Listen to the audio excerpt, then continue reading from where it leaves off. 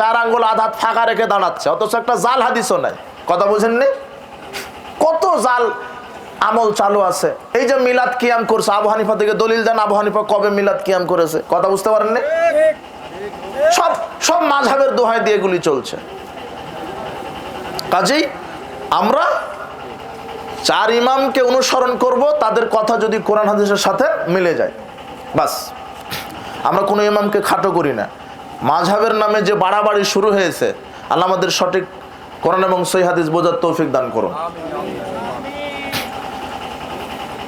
আলোচিত বক্তা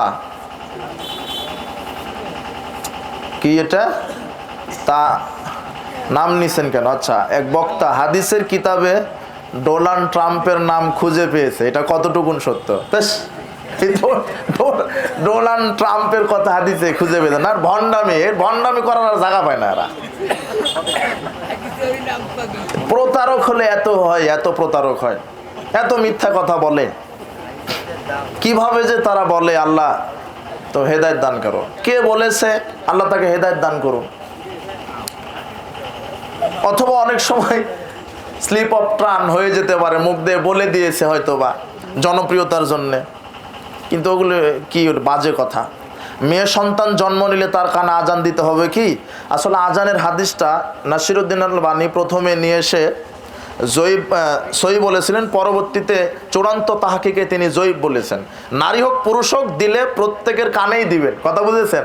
না দিলে কারো কানে দেওয়ার প্রয়োজন নাই। ডান কানে আজান, বাম কানে ইকামত, এটা একটা মিথ্যা কথা। কথা বুঝেছেন?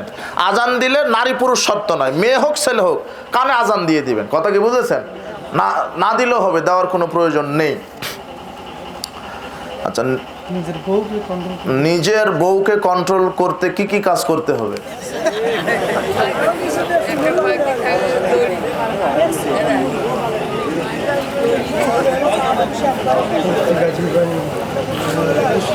কি ব্যাপার না, শীতের রাতে ফরজ গোসল করার ভয়ে স্বামীকে আমার কাছে থাকতে দেয় না, আমার কি গুনাহ হবে?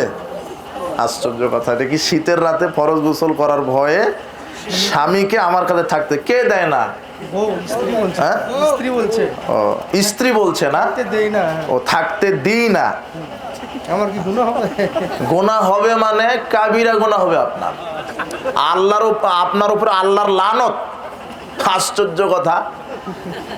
হাদিসে রাসূল বলছেন যে রান্নাঘরেও যদি স্বামী স্ত্রীকে বলে কি তোমাকে মানে যদি চাই স্ত্রীকে মহব্বত করতে, আদর করতে, তবুও রাজি থাকতে হবে।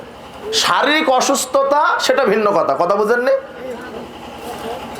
যে ইদা রাজুল ইমরাতাহু ইলা ফিরাশিহি, হাদিসে আসছে যখন কোনো স্বামী তার স্ত্রীকে বিছানায় ডাকে, ফাআবাত, এবং সে যদি অস্বীকার করে যে না, ফাবাতা গজবান আলাইহা, এবং স্বামী যদি রাগ করে এই জন্য, লানাতহু আল মালাইকা হাত্তা তুসবিহা, এই নারীর উপরে সকাল পর্যন্ত ফেরেশতারা অভিশাপ করতে থাকে।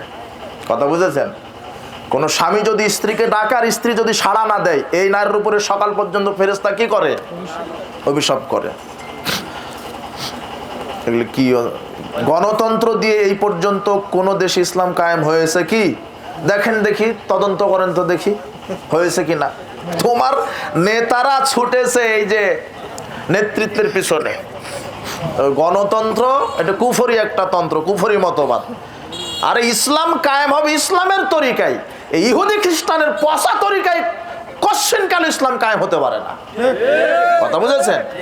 এটা ইহুদি খ্রিস্টানের একটা পচা একটা তন্ত্রমন্ত্র। আশ্চর্য কথা। আমার নবী মুহাম্মদ সাল্লাল্লাহু আলাইহি সাল্লাম, আমি সালাত সিয়াম হজ যাকাত আদায় করব রাসূলের তরিকায়, রাজনীতিও করব রাসূলের তরিকায়, আর সেটাও ইসলামী খেলাফা, ইসলামী শরিয়া। এই গণতন্ত্র, কুফরিতন্ত্র, হত্যাতন্ত্র, ধর্ষণতন্ত্র, এটা মামলাতন্ত্র, চুরিতন্ত্র আর দুর্নীতিতন্ত্র একটা। এটা কথা বুঝেছেন? এর সাথে মুসলমানের কোনো সম্পর্ক থাকতে পারে না। কথা বুঝতে পেরেছেন? সাবধান হবেন, এই ফাঁদে পা দিবেন না।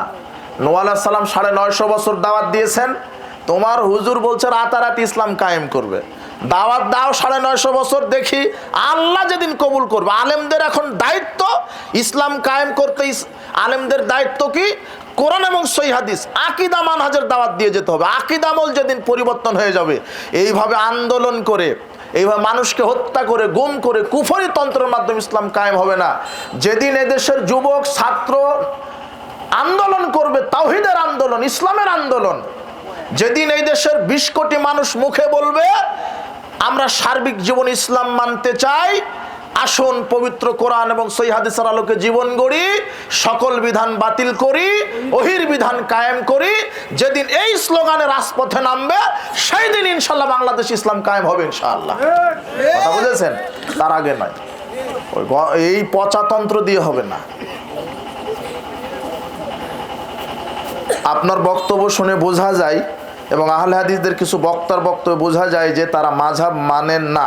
এখন প্রশ্ন হচ্ছে, ইমাম যখন সালাত শুরু করার সময় আল্লাহু আকবার উচ্চস্বরে বলে, মুসল্লিরা সরবে পড়ে, এটা কোরআন ও হাদিসের কোথায় আছে?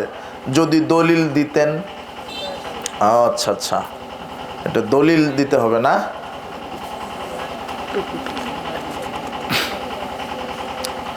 ইমাম যখন আল্লাহু আকবার বলবে, ইমামকে অনুসরণ বলতে কি বুঝো?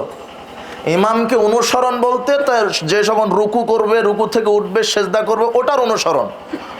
কিন্তু এই আল্লাহু আকবার বলা, যত দোয়া বলা, সূরা পাঠ করা, ইমামও যা বলবে মুক্তাদিরাও তা বলবে, এটা সাহাবীদের থেকে প্রমাণিত আমল। আশ্চর্য কথা, যতটুকুন হাদিসে আসছে ওইভাবে আমল করতে হবে। এটার দ্বারা আপনি কি বোঝাতে চাইলেন? এটার দ্বারা কি বোঝাতে চাইলেন আপনি? আল হাদিসের একটা আমল কোরআন সুন্নাহর বাহিরে নয়। আর আপনার এই মাযহাবের দোহাই দিয়ে আপনারা যা শুরু করেছেন সব ভণ্ডামি আর প্রতারণা ছাড়া কিছু নাই এদের। আশ্চর্য কথা। আল হাদিসরা দলিলে বিশ্বাসী। আমাদের শক্তি নাই, জনসমুদ্র নাই, আমরা সংখ্যালঘু, এটা ঠিক আছে, কিন্তু আমরা দলিলে বিশ্বাসী, দলিলের দিকে আমরা শক্ত ইনশাআল্লাহ। আমরা দলিলে বিশ্বাসী। তো আপনি এটার দ্বারা কি বোঝাতে চাইলেন? আপনি যে আমলটা করছেন তার দলিল দেন। এই যে কি পায়ের সাথে পা 4 আঙ্গুল ফাঁকা রেখে দাঁড়ান, ওর দলিল দেন আমাকে। নারী বুকের উপরে, পুরুষ নাভির নিচে, এর দলিল দেন আমাকে। আপনি হাফেজ সাহেব কোরআন তেলাওয়াত করে সাদাকাল্লাহুল আজিম বলছেন, এর দলিল দেন আমাকে। আপনার মরা পর্যন্ত সময় থাকলো, দেন দলিল। কথা বুঝেন না? আঙুলটা টপ করে একবার জাগালেন, টপ করে নামালেন, এর একটা দলিল দেন। সালাতে মুখের নিয়ত বলেন, এর একটা দলিল দেন। জাল দলিল দেন একটা, সহি জয়ীফ না। কি দলিল?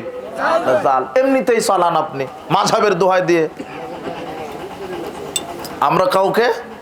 আমরা সবাইকে মানি কতক্ষণ? যতক্ষণ সবার কথা কোরআন সুন্নাহ অনুযায়ী মিলে যাবে। কথা বুঝেছেন?